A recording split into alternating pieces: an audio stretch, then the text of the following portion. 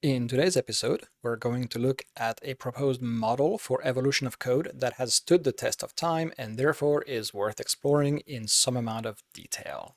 Allow me to share with you a small anecdote by way of introducing the topic. This happened many years ago, and it happened to a friend of mine.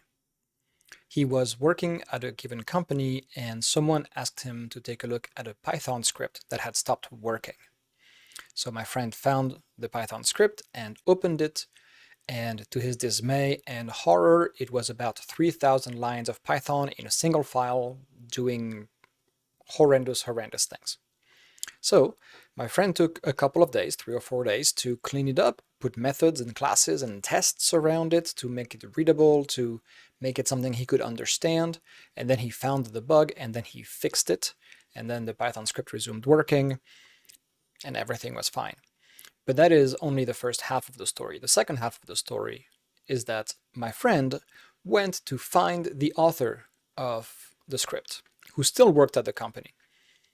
And in terms, told him that the script was ugly and not good code, and that how could he ship that, and it was horrible to work on it, and my friend suffered. And the author of the script told him, look, I wrote this 10 years ago, and we haven't touched it since. So I think it was good enough.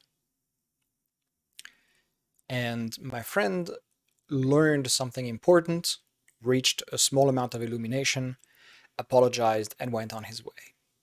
Why am I telling you this story? Well, this story introduces a very important element of code that we don't often talk about, which is code has a given purpose. It has a certain function that it has to perform, and there's a particular form that is the best fit for that function.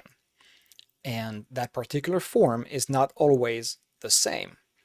So when we talk about clean code, good code, when we talk about anything that has to do with code, we have to put it in the proper context. And so what's the proper context? The proper context is what the needs of the company are, or what the needs are for that code. Okay, let's take a look at 3 different versions of that same model. The first model is attributed to Kent Beck and is also known to be a part of the Unix way. It goes like this: make it work, make it right, make it fast. First, you have to make it work. The code has to work, or there's no other conversation to be had. Next, you have to make it right. This means expand the feature set so that it works for multiple people. Expand the use case so it works fully instead of being an edge case only, or add edge cases in case there are any. It might also mean refactor it, change the names of the variables, make classes, extract them. And then the last step, make it fast, just means, okay, now the code should be performant. Just do what you have to do to make it performant. There's a very, very important element I will come back to as soon as I've shown you the other 2 models. But first, let's move on to the next one, which we can see in the Erlang way, the Erlang community. We see the same model with just one tiny shift in the middle. Make it work, make it beautiful, make it fast. And finally, within the last 30 years, we've had this evolution of the model. Make it work, make it right, make it small, make it fast. Okay, so why am I showing you these 3 models? Well, you'll notice they have something important in common, right? They all look very much the same. First make it work, and then at the very end make it fast. This is the important bit, that they all start with make it work, and then they all end with make it fast. What is there to be understood? What is the deep lesson here? Well, here I want to remind you about the anecdote I started this video with. The author of the Python script made it work, and that was all that he needed to do. The Python script worked. It was never going to be read again, it was never going to be touched again, it was never going to be modified. It had one specific problem that it was written to solve, and it solved it, and everything was a-okay for 10 years. Now that is a crap ton of value for one Python script. So the author of the script did absolutely the right thing. He made it work, and then he moved on. And the reason he moved on is because he did not have to make it right. What does that mean? Well, he did not have to change the variable names, add classes, add tests, add methods, remove duplications. He didn't have to do any of these things. He just had to make it work. Now, in the context of professional software development, when you're working as part of a team and you're often going to be working on the same code with multiple people for a very long time, you very often have to lump together, make it work, and make it right, because otherwise you are slowing down your own work and other people's work. So you will talk about code quality, and you will talk about whether the code fits the needs of the code base, whether it's a match for the code base, whether it's reusable in the code base, whether it's changeable in the code base. That is all the step of making it right, which is a requirement of the context in which you exist as a software developer in a team of software developers working on that one product over time. Okay, well then what about make it beautiful or make it small or okay, yeah, we'll get to make it fast. Give me 1 second. Make it fast is a very important thing. But again, the thing I want to highlight here is you don't have to move on to the next step after make it right or after make it beautiful if you don't need to. If the code does what it needs to do, and it is changeable and it solves the business problem and everybody is happy, you don't have to spend any time on whatever the next step is. You can work on some other code. You can spend your time better. Okay, well then let's assume we have to move on to, say, make it small. Why make it small? Well, there's multiple ways to interpret this as well, and these are the first elements of the optimizations, where you're going to remove duplication that can afford to be removed, even if you make the code a tiny bit less readable than it would otherwise be, because you know maybe this area of the code is not going to change as much. So it's okay. It's a valid trade-off. You might also realize there's some elements of libraries that you're using that are taking extra kilobytes of space, extra megabytes of space, and you don't need them. Well, maybe you'll spend time removing those. I worked at a company where the landing page for the website took, I think, 10 to 15 megabytes when I got there. And the front-end team, because it was a front-end team, it was separated, was spending a fair amount of time doing the measuring. They were benchmarking to figure out what took so long. And it was important because they wanted to make sure they weren't wasting the bandwidth of people who didn't have unlimited internet access, right? Downloading 10 megs for the page seemed exaggerated, especially when maybe they could do it with 200 kilobytes. And it wasn't like there were 2 or 3 giant images worth 4 megabytes to download. I think there was one that was worth 2 megabytes. Okay, we can talk about making that one smaller or making adjustment, but the rest of it was code. It was all libraries and things that were added and bundled together that probably did not need, in fact, definitely did not need to be shipped to the customer.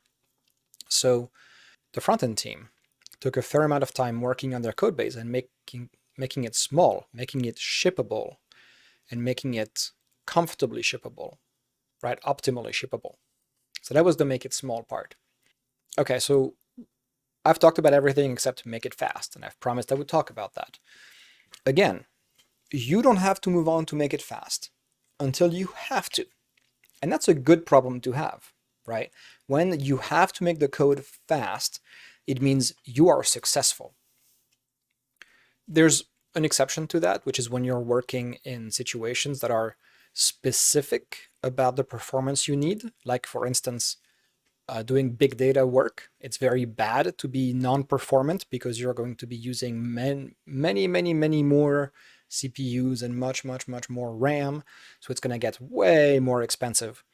So when you're working on something like big data, you have to take into account the performance requirements as you do the work. You have to understand the techniques that are going to be usable to minimize the cost of the operation. That is part and parcel of the context in which you do that work. Similarly, if you're working on a game, whether it's on the Unity engine or Dragon Ruby or something with WebASM or whatever, you have to worry about the performance. But here's the kicker. You only have to worry about the performance when the performance is a problem. So as long as you're making a toy game, you can probably make it, make it work first and don't bother about anything else. Or possibly if you're going to work on it for a while, then make it right so you can keep working on it for a while. But until you have evidence that the way you wrote the code slows down the code base, and it's not because you're doing something silly, something like reinitializing something that takes a bunch of megs of RAM every tick or whatever, you don't have to move on to make it fast. And when it comes to modern software development, where we can often throw a lot of more hardware at the problem because we can scale horizontally, we can just say, we'll just launch more servers and the database will be fine because it can handle more threads. Then you can kind of, sort of sidestep the problem of making it fast, but you are really just sidestepping it because what you're doing is you're throwing money at the problem. So what's the conclusion here? What's the lesson that we have to draw from this? Well, the lesson to draw from this is that code exists in its own context, always, never outside of context. And so when you're solving a problem with code and you're creating the artifact of the solution, which is the code that you've written, you should make sure that you don't spend time you don't need to spend on that code. Because as a developer, your time is incredibly valuable to the company. And if it's a side project you're working on, then your time is even more valuable to yourself because you probably want to move on and work on other things on that side project. Now, of course, I'm not trying to tell you what's right and what's wrong. If you want to just optimize the crap out of a particular loop because that's how you're going to be happy that evening, or that set of months, depending on the size of the for loop, do it, right? Like ignore this model, but understand you are ignoring this model purposefully. Don't just ignore it. Don't be that person, right? Don't be the one who says clean code is crap performance because you're ignoring the contexts in which types of code are valid. Because it turns out performant code is absolutely crappy code when you're working in a team and everyone has to be able to understand it and change it. Because fast code very often has a very specific shape, which fits the function of being performant, and it does not fit any of the other functions like changeability. So be aware of what you do. Make it work, make it right, make it beautiful, make it small, make it general, make it fast.